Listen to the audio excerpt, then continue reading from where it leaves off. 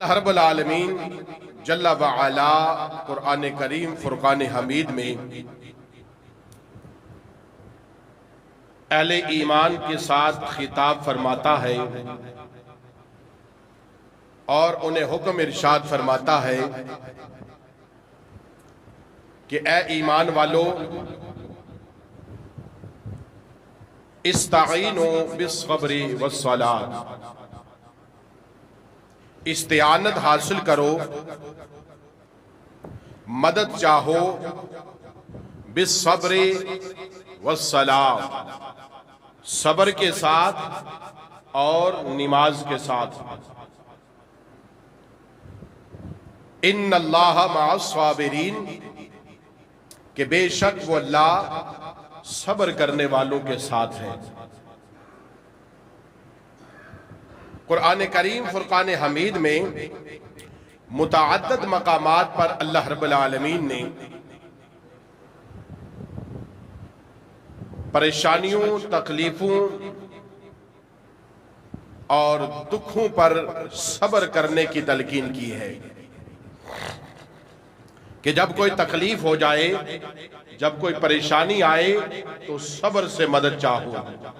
استعینوا بالصبر والصلاۃ، اے ایمان والو جب کوئی تکلیف آ جائے، کوئی پریشانی آ جائے تو مدد حاصل کرو صبر سے اور نماز سے۔ اور اللہ رب العالمین ان صبر کرنے والوں کو انعام عطا فرماتا ہے اور اپنی بارگاہ سے یہ انعام دیتا ہے کہ جب تم کسی آزمائش پر، دکھ پر، تکلیف پر، رنج و غم پر صبر کرو گے تو پھر کیا ہوگا؟ اللہ رب العالمین ارشاد فرماتا ہے تم صبر کرو گے تو پھر تمہیں کیا ہوگا؟ مع الصابرین، کہ جب تمہاری طرف سے صبر ہوگا اور میری طرف سے تمہارا ساتھ ہوگا، میں تم صبر کرنے والوں کے ساتھ ہوں۔ اہل ایمان کو اللہ نے مخاطب کیا، لقب ارشاد فرمایا اور اہل ایمان سے خطاب کیا اور کہا کہ تم مدد حاصل کرو صبر سے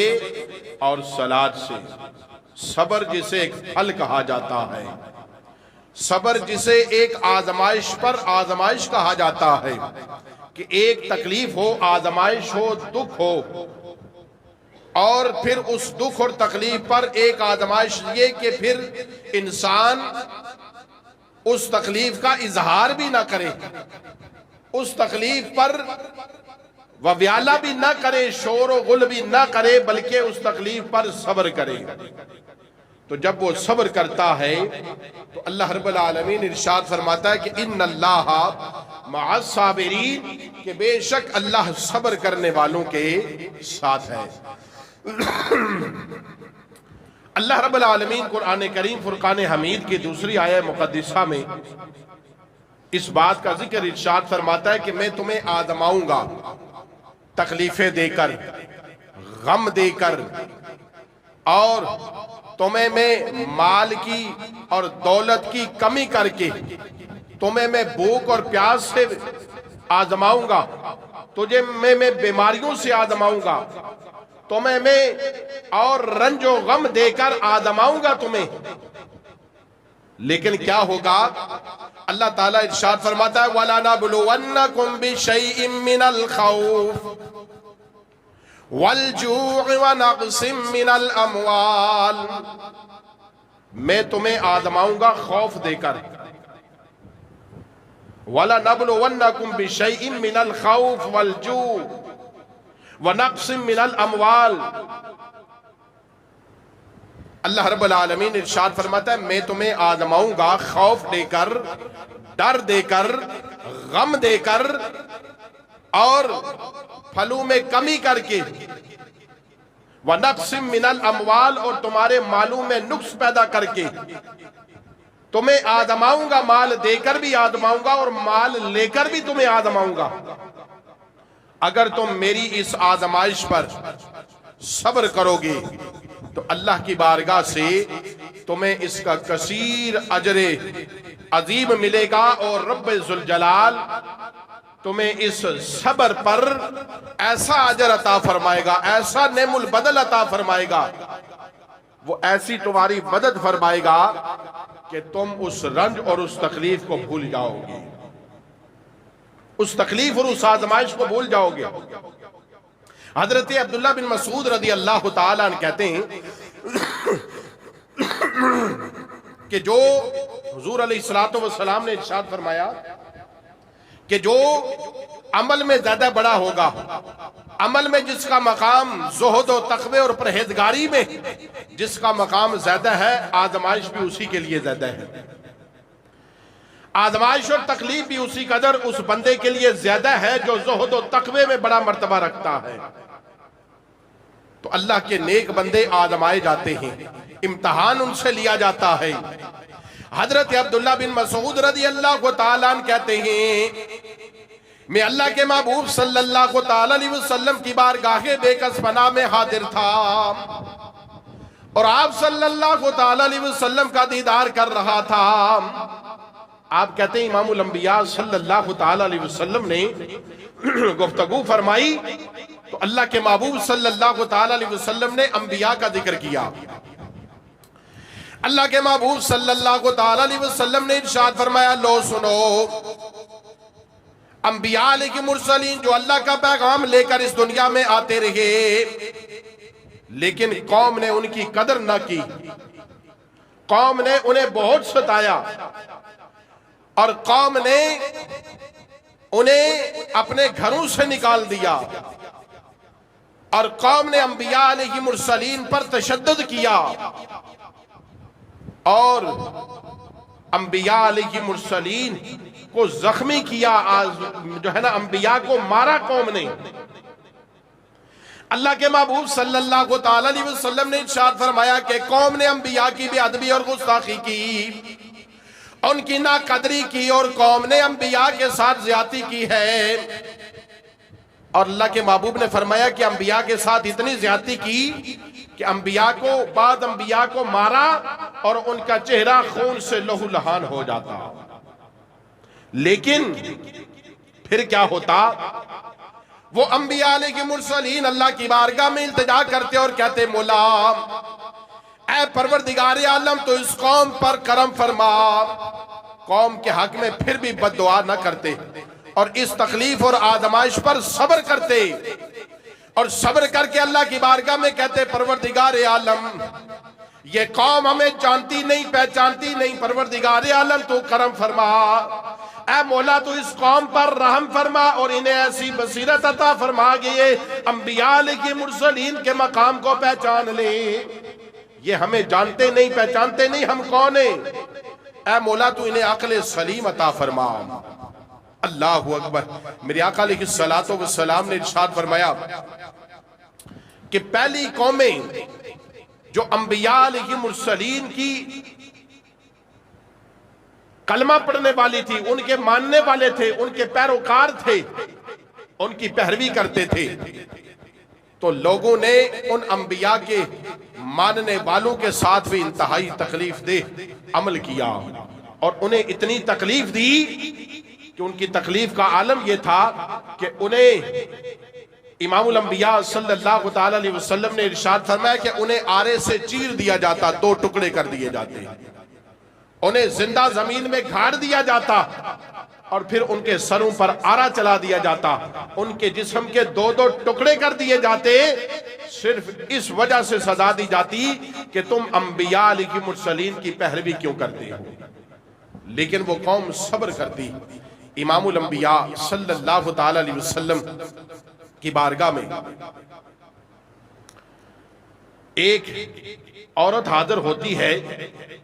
اگر ہم انبیاء علیہ مرسلین کی زندگی کے احوال دیکھیں اور پڑھیں اور سنیں تو پتہ چلے گا کہ ہمیں کہ اللہ کے ان برگزیدہ ہستیوں کو، انبیاء علیہ مرسلین کو لوگوں نے کتنی تکلیفیں دی، کتنا پریشان کیا۔ یہ حق کا پیغام لے کر آئے، اللہ کی وحدانیت کا اعلان کیا اور اس قوم کی بھلائی اور خیر کے لیے اللہ نے انبیاء کو بھیجا، لیکن قوم نے ناشکری کی اور نافرمانی کی اور انبیاء علیہ السلام کو نہ مانا اور انہیں تکلیفیں دی، اور امام الانبیاء صلی اللہ تعالی علیہ وسلم آپ کے راستے میں کانٹے بچھائے جاتے، آپ کے لیے جو ہے وہ خندقیں کھودی جاتی، آپ کو تکلیفیں پہنچائی جاتی، آپ کو کس قدر طائف میں تکلیف دی گئی، آپ کے دندان مبارک کو شہید کیا گیا، لیکن امام الانبیاء صلی اللہ تعالی علیہ وسلم کی بارگاہ میں حضرت جبریل امین آتے عرض کرتے یا رسول اللہ اگر آپ حکم دے تو یہ پہاڑ ان بستی والوں پر الٹ دوں اور انہیں ختم کر دوں، اس لیے کہ یہ آپ کی شان میں بے ادبی اور گستاخی کرتے، آپ کے ساتھ زیادتی کی ہے۔ لیکن امام الانبیاء صلی اللہ تعالی علیہ وسلم کے صحابہ بھی عرض کرتے ہیں یا رسول اللہ صلی اللہ تعالی علیہ وسلم یہ آپ کو اتنی تکلیفیں دے رہے ہیں، اتنی پریشان کر رہے ہیں، یا رسول اللہ آپ ان کے لیے بددعا فرمائیں۔ لیکن قربان جاؤں امام الانبیاء صلی اللہ تعالی علیہ وسلم پر آپ فرماتے ہیں کہ میں اللہ رب العالمین نے مجھے رحمت للعالمین بنا کر بھیجا ہے، میں رحمت والا نبی بن کر آیا ہوں، میں ان کے لیے بد دعا نہیں کرتا، بلکہ امام الانبیاء صلی اللہ تعالی علیہ وسلم اپنے ہاتھوں کو بلند کرتے اور ان کے لیے دعا کرتے کہ اے پروردگار عالم میری قوم کو عقل عطا فرما، یہ مجھے جانتے نہیں میں کون ہوں، میں اللہ کا نبی ہوں یہ جانتے نہیں، اے پروردگار عالم میری قوم کو ہدایت عطا فرما۔ حضرت عبداللہ ابن مسعود رضی اللہ تعالیٰ عنہ کہتے ہیں، بخاری مسلم کی حدیث پاک ہے، حضرت عبداللہ بن مسعود رضی اللہ تعالیٰ عنہ کہتے ہیں کہ میں ایک شخص سے کہتے ہیں کہ میں تمہیں ایک جنتی عورت نہ دکھاؤں، وہ کہتے ہیں کہ ہاں مجھے جنتی عورت دکھاؤ۔ عبداللہ بن مسعود رضی اللہ تعالیٰ عنہ اس شخص سے کہتے ہیں کہ یہ جو سامنے حبشی عورت آ رہی ہے نا سیاہ رنگ کی، یہ جنتی ہے، یہ جو عورت ہے یہ جنتی ہے۔ وہ شخص پوچھتا ہے عبداللہ بن مسعود رضی اللہ تعالیٰ عنہ سے کہ تم نے کیسے سمجھ لیا کہ یہ جنتی ہے؟ آج ہم تھوڑی سی تکلیف آئے، آزمائش آئے تو اس پر وبیالہ، اس پر شکوے شکایت، فوراً ہم اپنی اس سکھ اور چین کو بھول جاتے ہیں، ایک لمحے کی اس تکلیف کو یاد کر کے ہم کہتے ہیں ہمارے ساتھ یہ زیادتی ہو گئی، ہمارے ساتھ یہ ایسا وقت چل رہا ہے، ہمارے ساتھ یہ ہو رہا ہے، ہمارے ساتھ یہ ہو رہا ہے۔ اور یاد رکھیے لوگ کہتے ہیں کہ ہمارے پر برا وقت آ گیا، وقت کو برا کہتے ہیں۔ امام الانبیاء صلی اللہ تعالی علیہ وسلم نے فرمایا آخری زمانہ آئے گا لوگ اللہ کو گالیاں دیں گے، لوگ رب ذوالجلال کو گالی دیں گے۔ صحابہ نے پوچھا یا رسول اللہ صلی اللہ تعالی علیہ وسلم بھلا کون ہوں گے وہ جو اللہ کو بھی کوئی گالی دے گا؟ کہا ہاں رب کو گالی دیں گے، کہا وقت کو گالی دیں گے، یہ دن خراب آ گیا۔ کہتے ہیں نا ہم لوگ برا وقت آ گیا ہے، وقت بڑا برا ہے، یہ ایسا برا وقت آ گیا، ایسا برا جو ہے نا وہ کام ہو گیا ہمارے ساتھ، یہ ایسا دن جو ہے نا برا آ گیا، یہ مہینہ ایسا برا تھا، یہ وقت ایسا برا تھا۔ تو امام الانبیاء صلی اللہ تعالی علیہ وسلم نے فرمایا کہ یاد رکھو وقت کو بنانے والا کون ہے؟ اللہ ہے، اور جس نے اللہ کی بنائی ہوئی چیز پہ نقص نکالا اور اسے برا کہا تو سمجھ لو یہ رب ذوالجلال کو گالی دینا ہے۔ تو امام الانبیاء صلی اللہ تعالی علیہ وسلم نے فرمایا یہ اپنے رب کو گالی دینے کے برابر ہے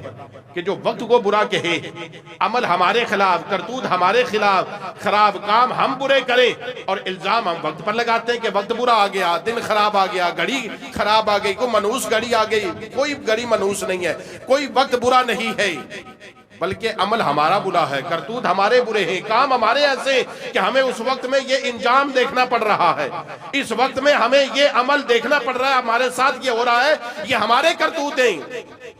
اللہ اکبر۔ حضرت عبداللہ بن مسعود رضی اللہ تعالیٰ عنہ نے بتایا کہ یہ عورت جو سامنے آ رہی ہے یہ جنتی عورت ہے۔ کہا کیسے خبر تمہیں یہ جنتی ہے؟ کہا امام الانبیاء صلی اللہ تعالیٰ علیہ وسلم کی بارگاہ میں یہ حبشی عورت آئی اور آ کر کہنے لگی یا رسول اللہ صلی اللہ تعالیٰ علیہ وسلم مجھے مرگی کے دورے پڑتے ہیں، اے اللہ کے نبی آپ دعا فرمائے اللہ تعالیٰ مجھ سے اس آزمائش کو، اس بیماری کو دور کر دے۔ اللہ کے محبوب صلی اللہ تعالی علیہ وسلم نے فرمایا اگر تو کہے تو میں دعا کروں یہ بیماری تجھ سے چلی جائے، اور اگر تو اس بیماری پر، اس آزمائش پر صبر کر لے تو میں تجھ سے جنت کا وعدہ کرتا ہوں۔ تو اس تکلیف پر صبر کر اور میں تجھے جنت کا ٹکٹ دیتا ہوں، تو جنتی ہے، اس آزمائش اس تکلیف پر صبر کر لے، تجھے اللہ رب العالمین جنت عطا فرما دے گا۔ اس نے کہا یا رسول اللہ صلی اللہ تعالی علیہ وسلم میں صبر کروں گی اس تکلیف پر، اور یا رسول اللہ بس اتنی التجا ہے میرے لیے، اتنی دعا فرما دے کہ جب مجھے دورہ پڑتا ہے میں بے ہوش ہوتی ہوں تو میرا سطر کھل جاتا ہے۔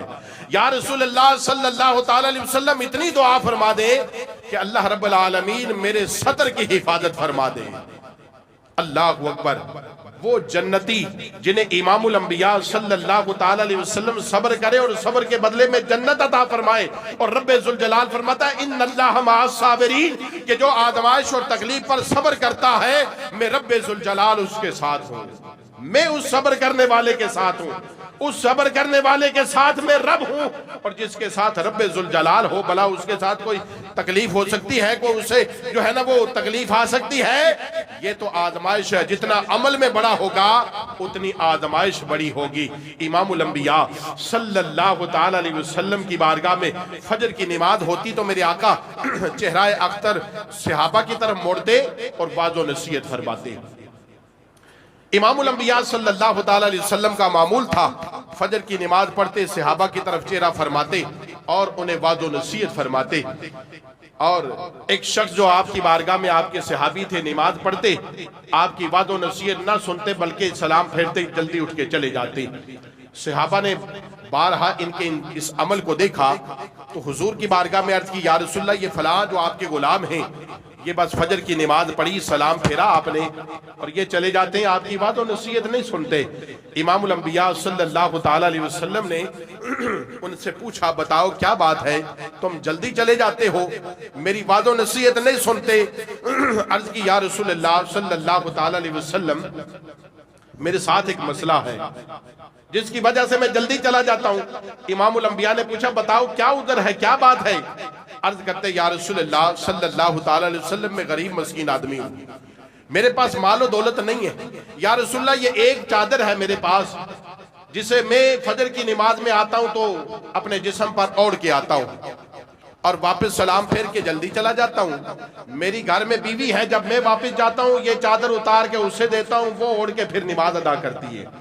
بس اس عمل کی وجہ سے ہمیں غریبی ہے اور آزمائش ہے، ہم اس وجہ سے میں آپ کی جو ہے نا وہ احادیث مبارکہ کو آپ کے کلمات کو نہیں سنتا، بس گھر چلا جاتا ہوں، اس چادر کو اوڑھ کے میں آتا ہوں، میں فجر پڑھتا ہوں، میں واپس جاتا ہوں، میری بیوی کو دیتا ہوں، وہ نماز پڑھتی ہے۔ بھلا ہم میں تو نماز خود نہ پڑھے اور گھر والوں کو بھی کہنے کے لیے نہیں عن المنکر ہم نہیں کرتے، امر بالمعروف اور نہیں عن المنکر کا ہمیں طریقہ نہیں ہے، ہمیں کہنا نہیں، نہ ہم نے خود پڑھنی نہ گھر والوں کو پڑھانے کے لیے کہنا ہے۔ لیکن یاد رکھیے گھر کا بڑا جو ہے وہ گھر کا محافظ ہے، اور کل قیامت کے دن اس سے پوچھا جائے گا کہ تم نے اپنے اہل و عیال کو، اپنے بیوی بچوں کو جن کے لیے تم نے کھانے پینے کا بندوبست کرتے رہے، کیا انہیں نماز کا بھی کہتے تھے؟ نہیں کہتے تھے۔ کیا ان کے ساتھ سختی کی، کبھی اپنی بیوی بچوں سے کہا نماز پڑھو یا نہیں پڑھو؟ کل اس سے جو گھر کا بڑا ہوگا، سربراہ ہوگا، اس سے اس بات کا بھی سوال کیا جائے گا۔ یاد رکھیے یہ نماز جہاں ہمارے لیے ضروری ہے، ہمیں اپنے بچوں کے لیے، اپنے بیوی کے لیے، اپنے گھر والوں کے لیے بھی کہنا ہمارے لیے ضروری ہے، لیکن ہم امر بالمعروف اور نہی عن المنکر سے ہم دور ہوتے جا رہے ہیں۔ وہ صحابی رسول کہتے ہیں یا رسول اللہ میں اس چادر میں نماز پڑھتا ہوں، گھر جاتا ہوں اتار کے دیتا ہوں، بیوی جو ہے نا وہ اسے اوڑھ کر نماز پڑھتی ہے۔ جب اس بات صحابی رسول نے کہی تو آنکھوں سے آنسو آگے، یا رسول اللہ صلی اللہ تعالی علیہ وسلم غربت ہے، آزمائش ہے، بس میں صبر کرتا ہوں۔ امام الانبیاء صلی اللہ تعالی علیہ وسلم نے اپنے غلام کی اس بات کو سنا تو آپ کی جو ہے نا چشمان سے بھی آنسو جاری ہوئے۔ میرے آقا نے ارشاد فرمایا جاؤ بیت المال سے ایک اونٹ بھر کر مال کا لاؤ، غلے کا لاؤ، اور اسے اونٹ سمیت دے دو اور لے جاؤ اور گھر خود بھی استعمال کرو اور اپنی بیوی کو بھی دو۔ سنیے یہ صحابی رسول یہ اونٹ لے کر چلے گئے۔ آج آئے مال، آئے دولت، آئے پیسہ، کسے پیارا نہیں؟ مال دولت نے تو ہمارا یہ حال کر دیا، بس اسی میں دنیا میں ہمارا نام ہو جائے، دنیا میں میری بات ہو جائے، دنیا میں میرا سر اوپر ہو جائے، میں بلادری میں، میں خاندان میں، میں پہچانا جاؤں، میں یہ، میں وہ، میں یہ، اسی میں نے ہمیں کہیں کا نہ چھوڑا۔ لیکن یاد رکھیے کیسے وہ صابر و شاکر صحابہ، اور قربان جاؤں ان کی بیویوں پر کیسی صابرہ اور شاکرہ کہ کہتی ہیں جب یہ اونٹ غلے کا لے کر گھر پہنچے نا تو ایک وقت کا کھانا گھر میں نہ ملے اور کمی بیشی ہو جائے تو عورت کہے کہ میں نے تو ساری زندگی یہی دیکھا، میرے آقا نے فرمایا عورت ناشکری ہوتی ہے اور وہ اپنے شوہر کا جو ہے نا شکر ادا نہیں کرتی۔ اگر ایک ساری نعمتیں ملنے کے باوجود ایک وقت میں ایک نعمت میں کمی آ جائے تو پچھلی ساری بات پر پانی پھیر کے کہتی ہے میں نے تو دیکھا یہی حال ہے تیرا، تو نے تو کبھی میرے ساتھ کیا ہی نہیں۔ امام الانبیاء نے فرمایا فوراً وہ شکوے شکایت پر اتر آتی ہے، لیکن امام الانبیاء صلی اللہ تعالی علیہ وسلم کے غلام یہ صحابی جب یہ اونٹ مال سے لدا ہوا گھر لے کر جاتے ہیں اور بیوی پوچھتی ہے کہاں سے لائے ہو؟ کہا حضور کی بارگاہ سے ملا ہے۔ کہا ضرور آج تم نے اپنا دکھڑا سنایا ہوگا، تم نے صبر نہیں کیا نا، یہ اللہ نے آزمائش دی، ہم پر امتحان تھا اور تم نے ببیالہ کیا، تم نے حضور کو شکایت کی ہوگی، اپنا رونا رویا ہوگا، تبھی تمہیں حضور نے یہ جو ہے نا عطا کر دیا۔ صحابی رسول کہتے ہیں نہیں، میں حضور کی بارگاہ میں گیا، مجھ سے حضور نے وجہ دریافت کی کہ بتا تو فجر کی نماز پڑھتے کیوں چلے جاتے ہو؟ تو میں نے پھر حضور کی بارگاہ میں سچ بیان کر دیا، یا رسول اللہ ایک چادر ہے، میں اوڑھ کے آتا ہوں نماز پڑھتا ہوں، واپس جاتا ہوں بیوی کو دیتا ہوں وہ اوڑھ کے نماز پڑھتی ہے، بس یہ عذر ہے جس کی وجہ سے میں جو ہے وہ جلدی جاتا ہوں۔ حضور نے کرم فرمایا اور ہمیں یہ مال دے دیا ہے۔ اللہ اکبر۔ اس صابرہ شاکرہ بیوی نے اپنے شوہر سے کہا ٹھیک ہے حضور نے دیا اور تم نے قبول کر لیا اور تم لے آئے، یہ ہمارے لیے بڑی سعادت کی بات ہے، لیکن اب اسے واپس لے جاؤ حضور کی بارگاہ میں۔ بھلا مال و دولت کسے پیارا نہیں ہے؟ اور کہتے ہیں کہ نہیں واپس لے جاؤ حضور کی بارگاہ میں، اور حضور سے ہاتھ جوڑ کے کہنا یا رسول اللہ کیا آپ نے کلمے کی دولت دی، یہ احسان کم ہے؟ ہم آپ کی غلامی میں آگے آپ کا کلمہ پڑھ لیا، آپ کا دیدار کر لیا، آپ کے قدموں میں قربان ہو گئے، بھلا یہ احسان کم ہے؟ یا رسول اللہ بس ہمارے لیے صبر کی اور صبر پر اجر کی دعا کر دیجیے، یہ مال حضور کی بارگاہ میں واپس کر کے آ جاؤ۔ اللہ اکبر۔ ان اللہ مع الصابرین یا ایھا الذین آمنوا استعینوا بالصبر والصلاۃ ان اللہ مع الصابرین۔ اگر کوئی دکھ اور آزمائش پر اللہ رب العالمین فرماتا ہے کہ مدد چاہو، استعینوا بالصبر والصلاۃ، صبر سے اور صلاۃ سے